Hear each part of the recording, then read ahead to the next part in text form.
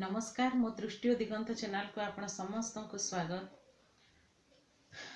काली आमे आलोचना करथिले आमर प्रथम भाग छोट ही सुंदर प्रबंधटीर प्रथम भाग आउ आज तार द्वितीय भाग आलोचना करने को जाउछे।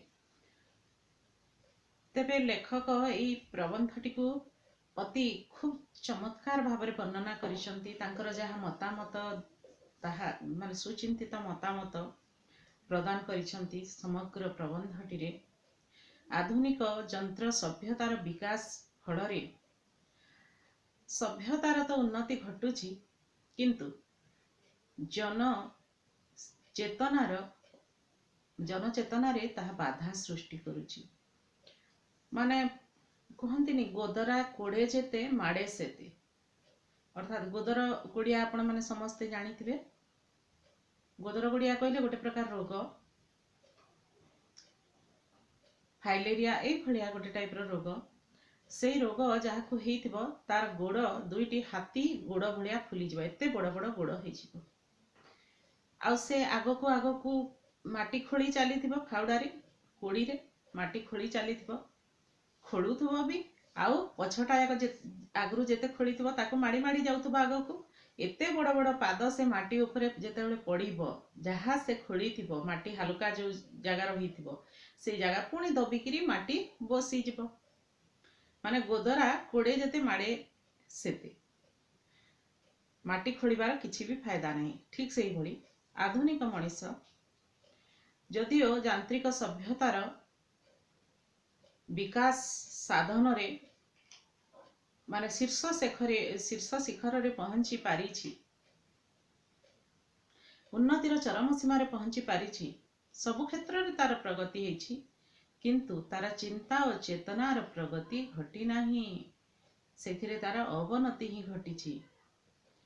जेमिति कि से बड़ बड़ कल कारखाना तैयारी कले माने तार केवल सुपरिणाम विषय रे चिंता करुछि मनीष। बड़ बड़ कल कारखाना हेले बहुत बेकारी लोकन को अन्न संस्थान सुजोग मिलिबो, आत्मनिजुक्ति पाई परिबे समस्ते, बहुत पैसा आसीबो।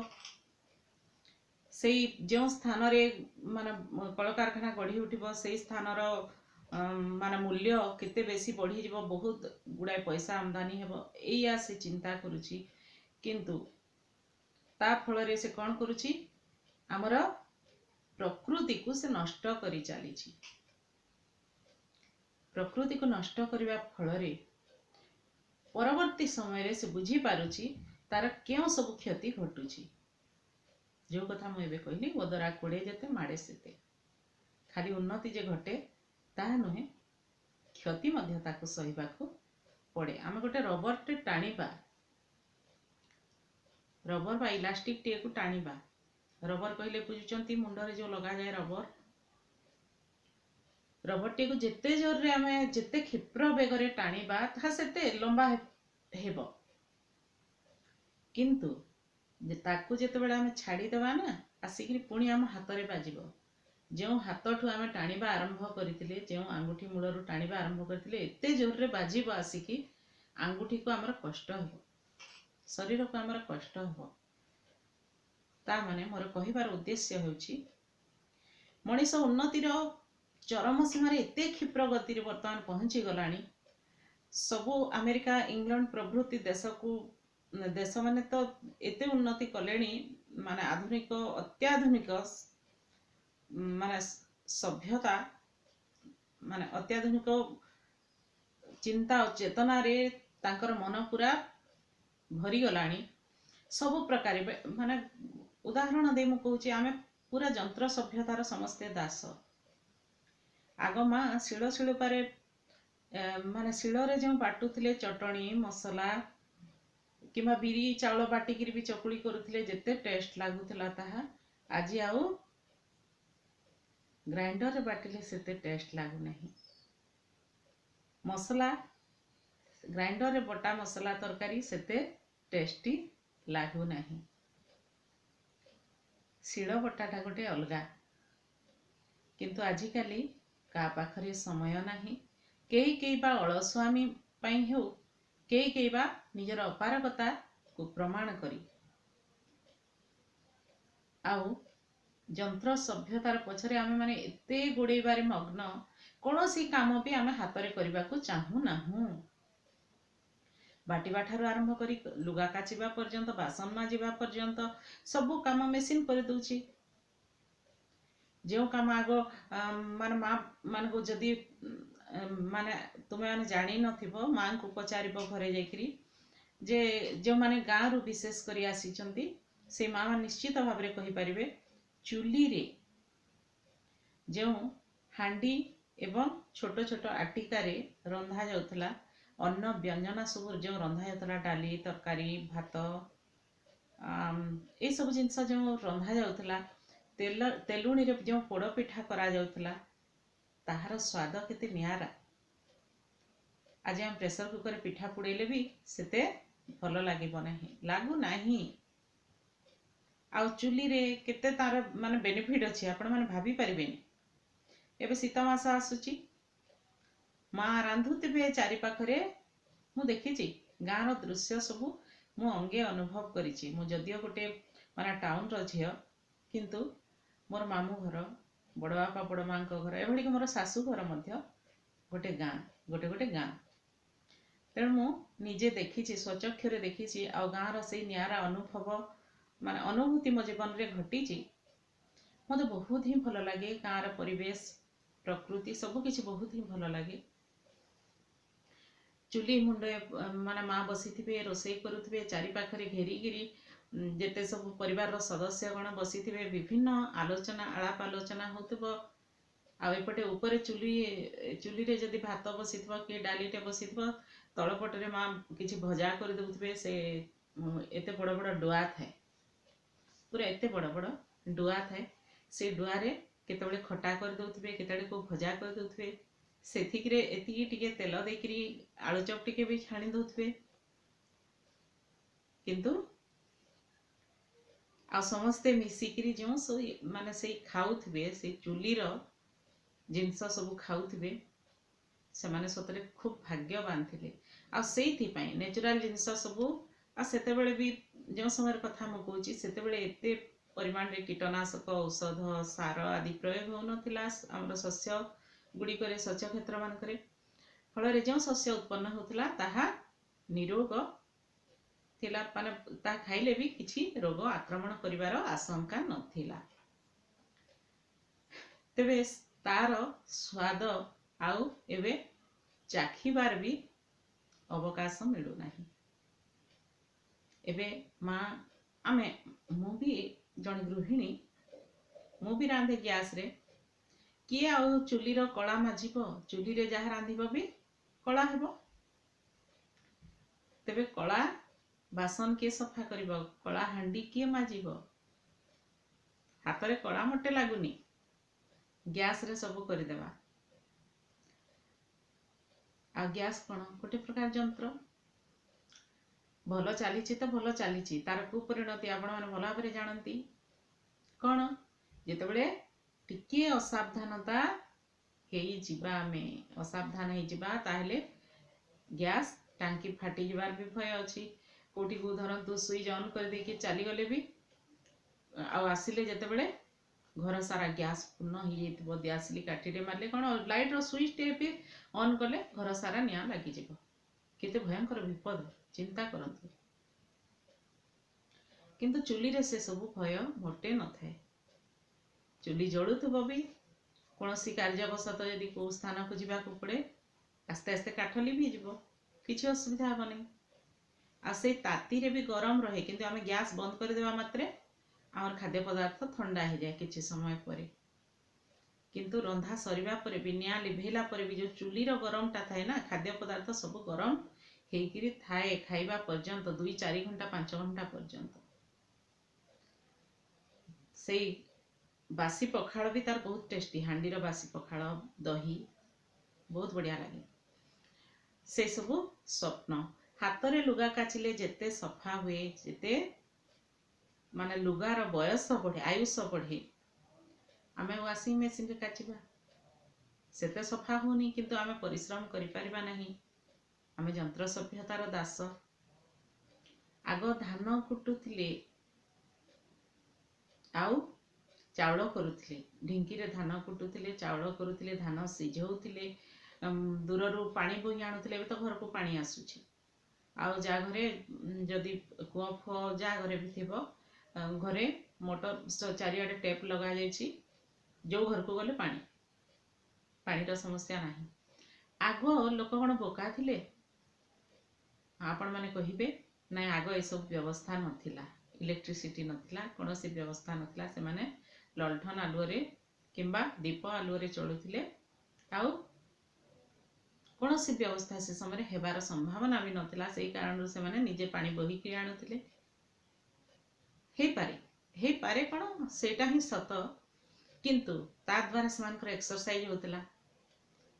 କିନ୍ତୁ ଆମେ ତ ଏବେ ଆଉ କୌଣସି ଏକ୍ସରସାଇଜ କରିପାରୁନାହୁଁ। ସେମାନେ ସକାଳୁ ଆଗରୁ ଯେଉଁ ସମସ୍ତେ ସକାଳ ପାଇଲେ ଘରର ଯାହା ବାସି ପାଇଟି ଟିକେ ଶୀଘ୍ର ଉଠି ପଡ଼ୁଥିଲେ। ବାସି ପାଇଟି ଯାହା ସାରିଦେବେ, ବାସି କାମ ସବୁ, ଆଉ ଯାଇକି ପହଞ୍ଚି ଯାଉଥିଲେ ନଈତୁଠରେ। ନିଜର ନିତ୍ୟକର୍ମ ଯାହା ଥିବ, ପ୍ରତିଦିନର କର୍ମ, ସେଇ କର୍ମ କରିସାରିବା ପରେ ନିଜର ଲୁଗା କଚା କାମ ବି ହେଇଯାଉଥିଲା, ସ୍ନାନ କାମ ବି ହେଇଯାଉଥିଲା, ଯାହା ସବୁ କାମ ସେଠି ହେଇଯାଉଥିଲା। ପୁଣି ତା ସାଙ୍ଗକୁ ବ୍ୟାୟାମ ମଧ୍ୟ ହେଇଯାଉଥିଲା। ନଈକୁ ଯିବା ଆସିବା କିମ୍ବା ପୋଖରୀକୁ ଯିବା ଆସିବା ସମୟରେ ତାଙ୍କର ଦୁଇଥର ବ୍ୟାୟାମ ହେଇଯାଉଥିଲା। କିନ୍ତୁ ଆମେ ଏବେ ସେଇଭଳିଆ ବ୍ୟାୟାମ କରିପାରୁନାହୁଁ। ଆମେ ତ ଘରେ ଗାଧଉଛୁ, ଘରେ ଆମର ସବୁ ବ୍ୟବସ୍ଥା ଅଛି। ତେବେ ଆମକୁ ସ୍ପେଶିଆଲ ସେଥିପାଇଁ ଟାଇମ୍ ବାହାର କରିବାକୁ ପଡ଼ୁଛି। ଶରୀରକୁ ତ ପୁଣି ସୁସ୍ଥ ରଖିବାକୁ ହେବ ନା। ସେଇଥିପାଇଁ ଆମେ ମର୍ଣ୍ଣିଂ ୱାକ୍, ଇଭିନିଂ ୱାକ୍ରେ ଯାଉଛୁ। କିନ୍ତୁ ସେ ସମୟରେ ଏସବୁର କିଛି ଆବଶ୍ୟକତା ନଥିଲା। ତଥାପି ମଣିଷ ସୁସ୍ଥ ରହୁଥିଲା। ସେ ସମୟର ମଣିଷମାନେ ଦୀର୍ଘଜୀବୀ ହେଉଥିଲେ, ବହୁତ ଦିନ ପର୍ଯ୍ୟନ୍ତ ବଞ୍ଚୁଥିଲେ, ପୁଣି ସୁସ୍ଥ ନିରୋଗ ଜୀବନଯାପନ କରୁଥିଲେ। ଯେହେତୁ ସେମାନେ ଯନ୍ତ୍ରର କବଳରେ ପଡ଼ିନଥିଲେ। ମୁଁ ତ ଯନ୍ତ୍ରକୁ ଗୋଟେ ଦାନବ ବୋଲି କହେ। ଆମର ତାହା ଅଭ୍ୟାସରେ ପରିଣତ ହେଇଗଲାଣି। ମୁଁ କାହିଁକି ମୋତେ ନିଜକୁ ନିଜେ ପ୍ରଶଂସା କରିବି? ନାହିଁ, ମୁଁ ସେମିତି ନୁହେଁ। ମୁଁ ବି ଯନ୍ତ୍ରର କବଳରେ ପଡ଼ିଗଲିଣି, ଯନ୍ତ୍ର ଦାନବର କବଳରେ। ତେଣୁ ସବୁଥିରେ ଆମେ ଯନ୍ତ୍ର ଉପରେ ନିର୍ଭରଶୀଳ, ଯାହା ଫଳରେ ଆମର ଶାରୀରିକ ତଥା ମାନସିକ ଅବକ୍ଷୟ ଘଟୁଛି। ତୁମେମାନେ ପାଠ ପଢୁଛ, ସାଧାରଣ 3-4ଟା ସଂଖ୍ୟା ଦିଆଗଲା ତୁମକୁ, ଆଉ ଏହାକୁ ହରଣ କରିକି ଦିଅ କିମ୍ବା ଗୁଣନ କରିକି ଦିଅ। ତୁମେ ସାଙ୍ଗେ ତୁମ ମସ୍ତିଷ୍କ ଖଟେଇବନି, ସାଙ୍ଗେ ମୋବାଇଲ ବାହାର କରିବ, କାଲକୁଲେଟର ବାହାର କରିବ, ଟିପି ଦେବ, ସରିଲା, ଏତିକି ଆନ୍ସର। ମାନେ କ'ଣ? ଆମର ମସ୍ତିଷ୍କ ବି ଠିକ ଭାବରେ କାମ ଦଉନାହିଁ। ମସ୍ତିଷ୍କର ବାରମ୍ବାର ଅଭ୍ୟାସ ହେଲେ ସିନା, ଏକ୍ସରସାଇଜ ହେଲେ ସିନା ହେବ। ଆମେ ଧୀରେ ଧୀରେ ସ୍ଥାଣୁ ପାଲଟି ଯାଉଛୁ, ଜଡ଼ ପାଲଟି ଯାଉଛୁ। ସେଇ କଥା ହିଁ ଲେଖକ କହୁଛନ୍ତି ଯେ ଅତ୍ୟଧିକ ଟେକ୍ନୋଲୋଜିର ବ୍ୟବହାର ଫଳରେ ମଣିଷର କ୍ଷତି ଅଧିକ ପରିମାଣରେ ହେଉଛି। ଯଦିଓ ସେ ବିକାଶର ଚରମ ସୀମାରେ ପହଞ୍ଚି ସାରିଛି, ତଥାପି ତା ତୁଳନାରେ କ୍ଷତି ତାକୁ ଅଧିକ ସହିବାକୁ ପଡୁଛି। ତେବେ ଆମେ ଦ୍ୱିତୀୟ ଭାଗ ଆରମ୍ଭ କରିବା। ବହୁତ ଗୁଡ଼ାଏ ଗପି ଦେଲି, କ'ଣ କରିବି? ମୁଁ ହିଁ ସେମିତି ଅଟେ। ପଢ଼ିବା। ପ୍ରକୃତିର ଭଣ୍ଡାର ଅସରନ୍ତି କଥାଟିକୁ ବିଶ୍ୱାସ କରିଯାଇ ଅର୍ଥନୀତିଜ୍ଞମାନେ ପ୍ରକୃତି ଭଣ୍ଡାରକୁ ଜୁର କରିବା ପାଇଁ ମଣିଷକୁ ଉତ୍ସାହିତ କଲେ। ପ୍ରକୃତି ଭଣ୍ଡାରକୁ ଅସରନ୍ତି ବୋଲି ଭାବି ଯେଉଁମାନେ ପ୍ରକୃତିକୁ ଲୁଟି ଚାଲ ବୋଲି କହୁଥିଲେ, କିଏ? ଦେକାର୍ତେ ଆଉ ବେକନ ଓ ଦେକାର୍ତେ, ଏମାନେ ଯେଉଁ ପ୍ରକୃତିକୁ ଲୁଟି ଚାଲ ବୋଲି କହୁଥିଲେ, ତାଙ୍କର କଥାଟିକୁ ବିଶ୍ୱାସ କରି ଏବଂ ପ୍ରକୃତି ଅସରନ୍ତି ବୋଲି ସେମାନେ ଚିନ୍ତା କରି ଅର୍ଥନୀତିଜ୍ଞମାନେ ମଧ୍ୟ ଏକଥାକୁ ସମର୍ଥନ କଲେ। ଆଉ ପ୍ରକୃତି ଭଣ୍ଡାରରେ ଯାହା କିଛି ସମ୍ପଦ ରହିଛି ତାକୁ ଜୁର କରିବା ପାଇଁ, ଜୁର ମାନେ ନଷ୍ଟ, ଜୁର ବର୍ଗୀୟ ହର୍ଷୁ ଜୁର କହିଲେ ନଷ୍ଟ, ଜୁର କରିବା ପାଇଁ ମଣିଷକୁ ସେମାନେ ଉତ୍ସାହିତ କଲେ। ଅର୍ଥନୀତିଜ୍ଞଙ୍କ ଆହ୍ୱାନ କ୍ରମେ ମଣିଷର ଅର୍ଥ ଉପାର୍ଜନକୁ ଈଶ୍ୱର ଆସନରେ ବସାଇଲା।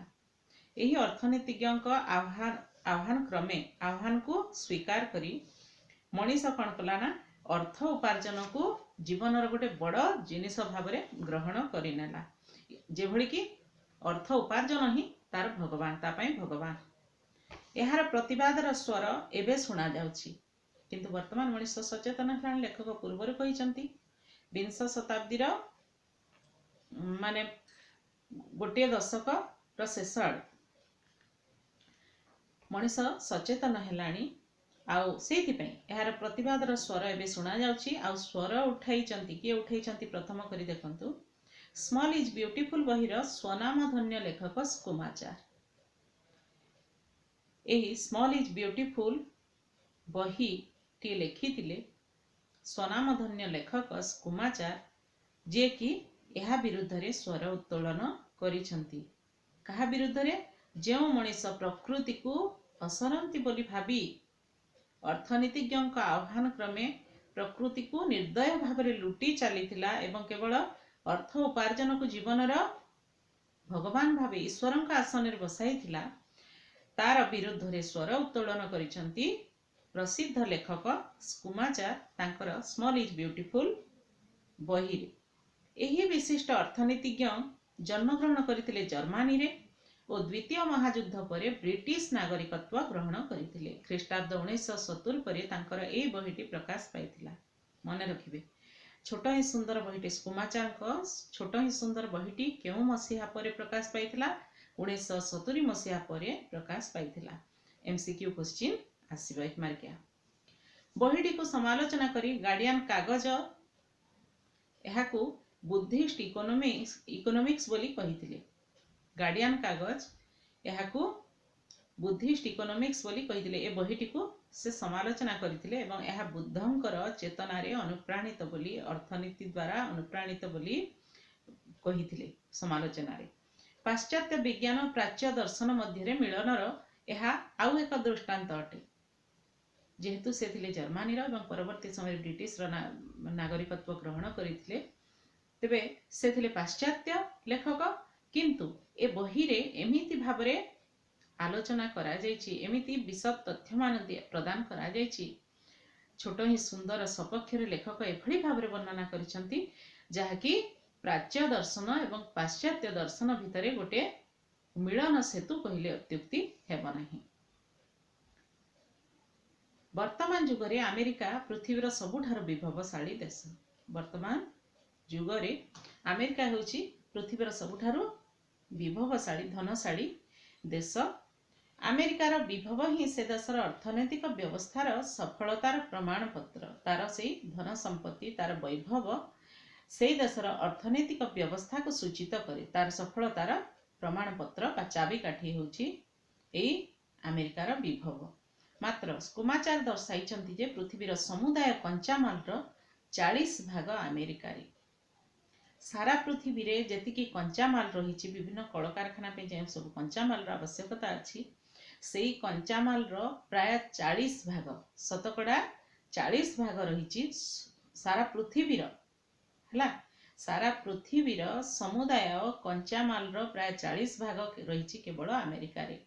अथच लोक संख्या पृथ्वी लोक संख्यार मात्र 6 भाग। 40 भाग अच्छी कौन कंचामाल किंतु मात्र 6 भाग। पृथ्वी रे जेते लोक संख्या पृथ्वीर जनसंख्या जेते तार मात्र 6 भाग जनसंख्या सेठी अछंती। अर्थात कंचामाल जेते परिमाण रही ता तुलन में बहुत बहुत कम जनसंख्या।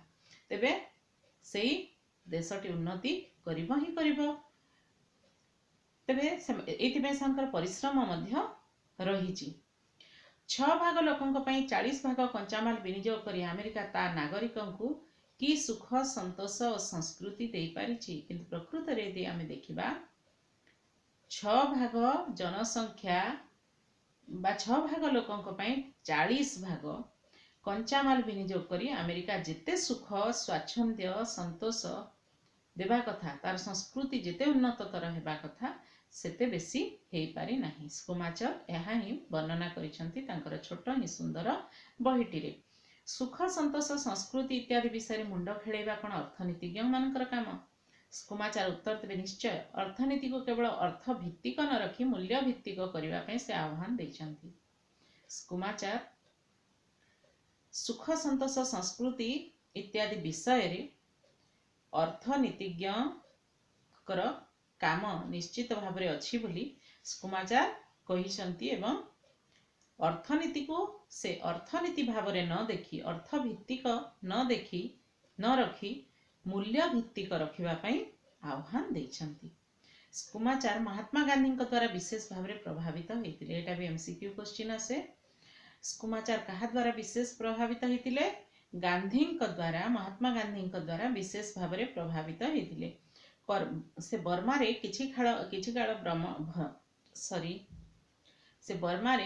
किछि काल भ्रमण करी बौद्ध धर्म द्वारा उद्बुद्ध होइथिले। बौद्ध धर्म प्रति तांकर आकर्षण आसीथिला।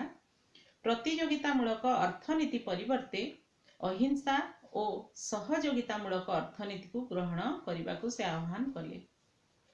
जेहेतु किछि समय से बर्मा रे रहिथिले एवं बौद्ध माने बुद्धदेवंकर चिंता चेतना द्वारा प्रभावित होइतिले, बौद्ध धर्म द्वारा उद्बुद्ध होइतिले, सेही कारणरू से प्रतियोगितामूलक अर्थनीति को ग्रहण करि नथिले, बरं ता बदलरे अहिंसा एवं सहयोगितामूलक बुद्धंकर नीति होची अहिंसा। अहिंसा बलरे समग्र जगत को जिणी हुए।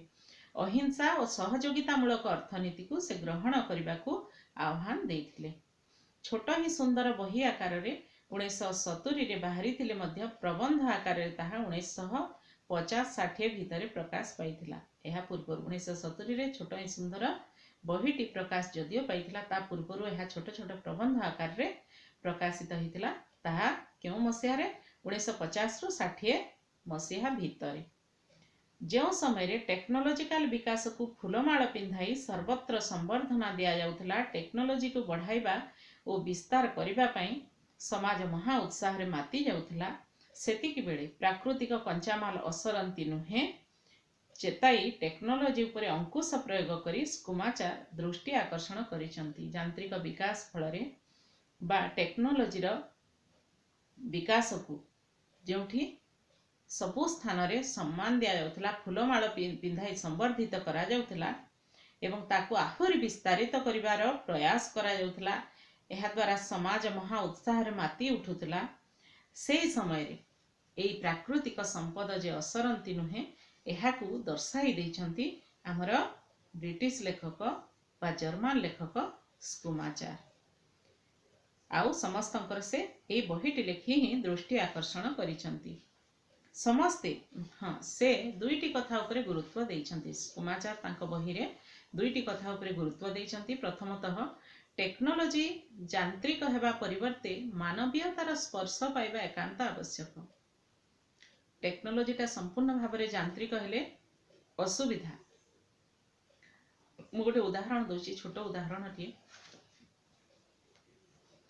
आमर जो मीना बाजार रे जो जो माने विभिन्न यात्रा सब हुए, जेमिति कटक बाली यात्रा, आमर माने बरगढ़ अंचल रे हुए धनु यात्रा, एई भली विभिन्न उत्सव समय रे बड़ बड़ दोली जो गोलाकार आकार रे घुरे, रेहेटी दोली ताकू कहती। से दोली रे बसी थिबे, हठात लाइन चली गला धरंतु किंबा कोनोसी यांत्रिक त्रुटि आसी गला, जहा फल कि जो माने ऊपर थिबे तळे थिबे, पूरा तळे जो माने थिबे तो ओल्हे जिबे, किंतु ऊपर जो माने थिबे से माने सेई ऊपर ही रही जिबे। त्रुटि रो समाधान न हेबा पर्यंत, भूल रो समाधान न हेबा पर्यंत तांको ऊपर ही रहबा को पड़िबो। तेबे अत्यधिक मात्रा रे आमे यंत्र ऊपर निर्भरशील होतबारु ए प्रकार असुविधा उपजुछि। जदि ताहा मैनुअल भी ही थांता, माने मानवीयतार स्पर्श जदि ता पाखरे थांता, माने टाणी टाणी जे तळको अणा जाई पारु थांता, ताहले ए असुविधा हुए तो देखा जानता नहीं। से कथा लेखक स्कुमाचार कहिसंती। प्रथमतः टेक्नोलॉजी यांत्रिक हेबा परिवर्ते मानवीयतार स्पर्श रहिबा आवश्यक, एकांत आवश्यक। द्वितीय रे अर्थनीति सुस्थ परिवेश प्रति ध्यान देबा उचित। सुस्थ परिवेश उपरे ध्यान देबा उचित। अर्थनीति पृथ्वीर न्यूक्लियर रिएक्टर मानकरे व्यवहृत तेजस्क्रिय पदार्थ तो सहजे विपज्जनक। आमर जो न्यूक्लियर रिएक्टर सबू व्यवहार करूछु, माने मानव सभ्यतार माने अत्याधुनिक मानव सभ्यतार जो विकास हेछि से समय रे न्यूक्लियर रिएक्टर मानकर द्वारा व्यवहृत जो तेजस्क्रिय पदार्थ से तेजस्क्रिय पदार्थ ही विपज्जनक मानव समाज पाई समग्र पृथ्वी पाई ए सबू व्यवहार करिबा परे तथापि आम विपज्जनक जानी सुधा से सब आम व्यवहार करूचु व्यवहार करिबा परे मिलुथिबा न्यूक्लियर मल तापरे जो तार वर्ज्य वस्तु बाहरे वर्ज्य पदार्थ बाहरे न्यूक्लियर मल ताहा मध्य कम विपज्जनक नुहे एही न्यूक्लियर मल पृथ्वी को भयंकर विपद आड़ को टाणी आनिब एही सबु दृष्टि परिवेश विज्ञान सबु अर्थनीतिज्ञ मानक पई बाध्यतामूलक परिवेश विज्ञान सबु अर्थनीतिज्ञ बाध्यतामूलक विषय हेबार आवश्यकता उपरे से गुरुत्व देथिले एही कारणरू एही सबु जिनस उपरे आइडिया आसीबो बोली ता छडा परिवेश उपरे निजर ज्ञान बढ़िबो बोली आकर्षण बढ़िबो बोली स्कुमाचार कहिसंती जे परिवेश विज्ञान सबु अर्थनीतिज्ञ माने पढ़िबा जरूरी अटे आ तांको पई यह बाध्यतामूलक विषय हेबा निहाती आवश्यकता रहिछि अमेरिकार समाज खटिबा लाभ कमेबा और पार्थिव समृद्धिर पीछा पड़िछि यथा संभव अधिक आय करिबा लोकंक जीवन रे प्रधान लक्ष्य होइछि जे जेते प्रकार नुआ और दामी आसबाब पत्र किनि परला से सेते उच्चमान जीवन बंचुछि बोली धरा जाय अमेरिकार संस्कृति चालीचलणी विषय लेखक एठारे किछि उल्लेख करिसंती जे अमेरिकार समाज कौन करे खटिबा एवं लाभ कमेबा तथा पार्थिव समृद्धि किभଳି हेई पारिबो अधिकरु अधिक समृद्धि हेई पारिबो तार पिछारे से वर्तमान पड़िछि यथा संभव केते बेसी आय करि पारिबो सेया तांको जीवनर लक्ष्य हेई पड़िछि जे जेते प्रकार नुआ नुआ नुआ दामी पोशाक सब पिंधला घरर नुआ आसबाब पत्र नुआ नुआ माने मॉडर्न स्टाइल रो आसबाब पत्र सब किनला फर्नीचर सब किंबा घरर विभिन्न जिनस हो नुआ नुआ स्टाइल रो किनि पारला से सेते उच्च मानर जीवन बंचुछि बोली सेठी धरि निया जाय स्कुमाचार अमेरिका को समालोचना करी एक कथा कहिथिले मध्य उणा अधिके सबु देशर केवल एही मूल्यबोध द्वारा परिचालित स्कुमाचार जदियो केवल अमेरिका को समालोचना करिसंती किंतु आमे देखिबा सबु देश रे एही नीति रे ही लोक चलुछंती एही मूल्यबोध द्वारा परिचालित सबु देशर लोक प्राय एही अर्थनीतिर दर्शन को संशोधन करी स्कुमाचार अर्थनीति को मानवीय मूल्यबोध उपरे प्रतिष्ठा करने को चाहिए ए भलिया नैतिक अर्थनीतिर दर्शन को संशोधन करने चाहिए सुधारिबा चाहिए स्कुमाचार एवं सुधारी मानवीय मूल्यबोध प्रतिष्ठा करने समाज रे चाहिए जीवनर मूल्य एका बेले के अर्थ निर्भर होई नथिले मध्य एहार मूल्यायन अर्थ सर्वस्व होइछि आमे समस्ते केवल अर्थर दास होई पड़ीछ टंका पाई भाई भाई को मारी दउछि पुओ बापा को मारी दउछि एई भलिया समस्ते धनर दास स्वार्थ नथिले केही कहार काम करिबा काहार किछि यदि मिलिबार अछि आमे ता पई किछि तार किछि उपकार करिबा एया हिछि हमर भावना मूल्यबोध हमर माने एते हीन होई पड़ीछि प्रचलित वस्तुवादी अर्थनैतिक सिस्टम रे जणे व्यक्ति हाराहारी जेतिकी ग्रास करूछि ताहा ही जातिर जीवन यापनर मानदंड तेणु प्रचुर उत्पादन करी हाराहारी ग्रास परिमाण बढ़ाउथिबा देशर अर्थनैतिक समृद्धि स्वीकृत माने आमे जो खाद्य खाऊ आम पई जेतिकी जरूरी लेखक प्रकारांतर यहाँ ही कहबाकू चाहती आमे प्रतिदिन सेतिकी खाइबा उचित जेतिकी आम पई आवश्यकता रही नाई बेसी मागिकी आमे सबू थाली रे छाड़ी जिबा ताकू फोपड़ा हेबो आमे बुझी परिबा उचित जे आम शरीर पई केते आवश्यक खाद्य रही बंचिबा पई हमर केते खाद्यर आवश्यकता रही आमे ताकू बुझीबाकू पड़िबो आउ जेते आमे फोपाड़ी दो एमिति भी लोक अछंती जो माने कि 2 दिन 3 दिन 4 दिन धरी खाइबा को भी पांती नहीं मु निजे देखिछि माने भुवनेश्वर रेलवे स्टेशन रे यूट्यूब सॉरी ओटीवी रे जो दिए न्यूज फ्यूज से तो बहुत थर देखाए मु भी निजे देखिछि माने केते पिला बुलु थांती से जो डस्टबिन थाए ट्रेन माने रेलवे स्टेशन पाखरे जो डस्टबिन सब थाए से डस्टबिन रु गोटे आनती जहाँ खाइबा पाउच सब पकई दिया जाए आउ किछि जो दनादनी सब पकई दि जाए बहुत लोक अच्छा कि अधा खाई दिखती अधा फिंगी दिखती से सब गोटे आणती आ खाती छोट छोट छुआ मैंने सब माने चिंता करंतु लोके केते अवस्था रे अछंती आ आमे आज घियो तेल रे भासुछु घियो महू रे भासुछु फोपाडुछु जेतिकी खाऊ ना सेतिकी फोपाडुछु। लेखक यह ही कहबाक चाहती जेतिकी आमर आवश्यकता अच्छी सेतिकी परिमाण रे उत्पादन करबा उचित सेतिकी परिमाण रे ग्रास करबा उचित। यह ही बौद्ध अर्थनीति उत्पादन वृद्धि और हाराहारी ग्रासर वृद्धि को संपूर्ण अस्वीकार करे ना मात्र यह सांग को मनीष ठीक पथरे चलुछि कि ना केते दूर मध्यम पंथा अवलंबन करने को समर्थ होछि बौद्ध अर्थनीति रे एही कथा मपा जाए। बौद्ध अर्थनीति सबु बेले कहे मध्यम नीति रे चाल मिडिल वे मध्यम पंथा रे सबु बेले चाल। बौद्ध अर्थनीति रे क्यों पंथा को सर्वोत्कृष्ट बोली कहा जायछि मध्यम पंथा को सर्वोत्कृष्ट बोली कहा जायछि एटा भी प्रश्न आसे। मध्यम नीति कौन जे मनीष ठीक भाव में चलुछि कि नहीं अर्थात से क्यों पंथारे चलिबा उचित से पंथा ही से मध्यम पंथारे निर्धारित होइछि से मार्ग प्रदर्शन करा जाइछि। बौद्ध अर्थनीति रे एही कथा मपा जाए। वर्तमान अर्थनीति 19 शताब्दी वैज्ञानिक विश्वास उपर निर्भरशील होइथिबारु सांप्रतिक समस्यार समाधान दिगरे असमर्थ। वर्तमान जो अर्थनीति रही ताहा 19 शताब्दी वैज्ञानिक विश्वास द्वारा परिचालित ता उपरे संपूर्ण निर्भरशील। 19 शताब्दी वैज्ञानिक विश्वास विज्ञान उपर विश्वास सेही कारणरू ताहा वर्तमान समस्यार समाधान करिवा पई असमर्थ अटे। खंडित दृष्टिकोण और मूल्यबोध विवर्जित आधुनिक टेक्नोलोजी मनुष्यर सबु दुर्दशा पई दायी। शेष लेखक स्कुमाचार तो कही ता सहित आमर शरद कुमार महांती प्राबंधिक शरद कुमार महांती मध्य शेष पर्यायर यहाँ ही मनीष को कही सचेतन करने प्रयास करिसंती।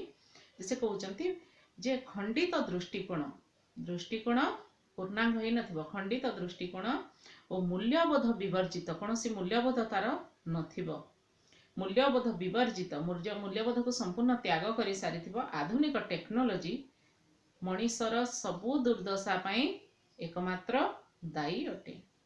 आधुनिक टेक्नोलोजी मनीष को आनंद पाइला भली सृजनात्मक कर्मरु वंचित करिछि। आधुनिक टेक्नोलोजी आज मनीष कवि लेखक गण आउ माने कलम धरु नाहंती किंबा कागज रे लेखु नाहंती सीधा डायरेक्ट कौन मोबाइल रे टिपी दउछंती फेसबुक रे छाड़ी दउछंती जहाँ सबू तांकर रही सृजनशील प्रतिभा रही विभिन्न जो रचना करिवार शक्ति प्रतिभा जो गल्प कविता हो कि जहाँ भी रचना करुछंती से माने आउ कागज कलम रे लेखु नाहंती सीधा सड़क से माने मोबाइल रे टाइप करी छाड़ी दउछंती किंबा व्हाट्सएप करी दउछंती किंबा कोठी को मैगजीन को पठेबा को हेले ईमेल करी दउछंती सरीला माने तार सृजनशील प्रतिभार विकास दिगरे मध्य ताहा बाधा सृष्टि करुछि। अत्याधुनिक माने टेक्नोलोजी यांत्रिक व्यवहार यंत्रर व्यवहार टेक्नोलोजी भित्तिक अर्थनीति को परिहार करी परिवेश भित्तिक अर्थनीति को ग्रहण करिनेबा पई स्कुमाचार आह्वान करंती। वर्तमान परिवेश भित्तिक टेक्नोलोजी ही मनीषर परिवेश भित्तिक अर्थनीति ही मनीष पई ग्रहणीय बोली लेखक उल्लेख करिसंती एवं टेक्नोलोजी भित्तिक अर्थनीति को संपूर्ण भाव में परिहार करने को से उपदेश देइछंती।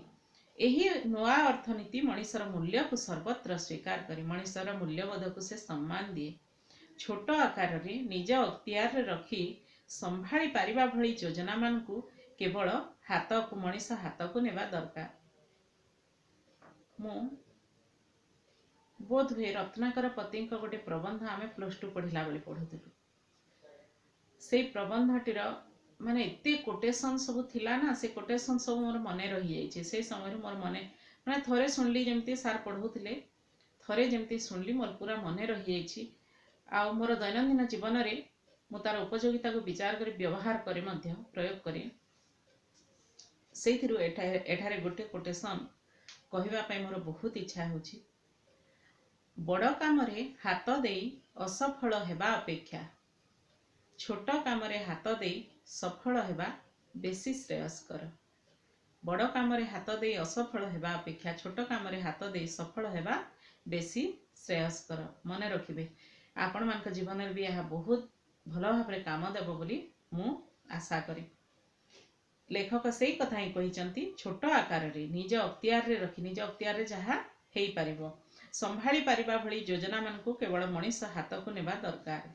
जो काम निजे संभाली परिबो करि परिबो निज द्वारा संभव ही परिबो सेई काम को से करिबा दरकार आरंभ करिबा दरकार। मनीष हाथ को नेबा आवश्यकता रही कारण सबु बेले छोट ही सुंदर अटे आ छोट ही आमको सफलता आनी देई थाए। एते सुंदर भावरे लेखक ए प्रबंधटीर वर्णना करिसेंती ताहा माने बाकी मानकर मु कहि परिबिनी मोर हृदय को छुई जाइछि। तेबे गोटे छोट उदाहरण देवी धरंतु आमे जंत्र सभ्यतार पूरा दास हो जाउछि बोली कहली मु। घरे आजिकाली माने ग्राइंडर रे पिसा जाउथबा हेतु शिल भी रखा जाउ नहीं। धरंतु एमिति गोटे अर्जेंट काम पड़िला कौन सी पूजा दिन अच्छी आ किछि बाटिले जाई चले आ लाइन नाही दिन सारा लाइन नाही आ निर्दिष्ट समय सीमा भितरे आमको से कामटी बाटिले जाई से पिठा करी हेबो कि बरा करी हेबो जहाँ भी करी हेबो कौन करिबा लाइन ही दिन सारा नाही केते असुविधार सम्मुखीन हेबा बुझी पारुचंती तो। जेउ काम माने जंत्र सभ्यतार अनुपस्थिति रे मध्य तार आवश्यकता एते जरूरी आम जीवन रे न हेउ ता द्वारा आम काम अचल ही न जाऊ एई भली आमे हेबा उचित। ताहा अचल हेले मध्य धरंतु खराब भी गला ताहा अचल हेले मध्य आमे सेई कामटी को अन्य माध्यम रे भी हो सुचारू भाव रे संपन्न करि पारुथिबा उचित। यह ही लेखक कहिबार उद्देश्य। तबे सरिला प्रबंधटी आज आ नोट दे हेब नहीं एबे 9:15 ही गलानी। नोटटा खाली दे देबी एई छोट ही सुंदर प्रबंधटीर आउ प्रबंधटीर आलोचना केमती लागिला कमेंट बॉक्स रे निश्चित भाव में लिखिबे। अधिक रु अधिक शेयर करने को भूलिबे नहीं लाइक टे करने को भूलिबे नहीं लाइक करने को बहुत भूली जाउछंती पूरा। आउ जो माने सब्सक्राइब करि नथिबे सब्सक्राइब करि देले तांकर ही लाभ हेबो मोर भी लाभ हेबो मु कहू नहीं किंतु सेमानकर भी बेसी लाभ हेबो कारण सब्सक्राइब करिकरी बेल आइकन को दबे देकरी तापरे ऑल को जो दबे देबे ताहेले मोर नुआ नुआ वीडियो सब खूब शीघ्र पाई जिबे। सेति पे मु बारंबार कहूची रहूची पुणी आ गोटे वीडियो रे आपण मानक सहित खूब शीघ्र साक्षात हेबो। नमस्कार।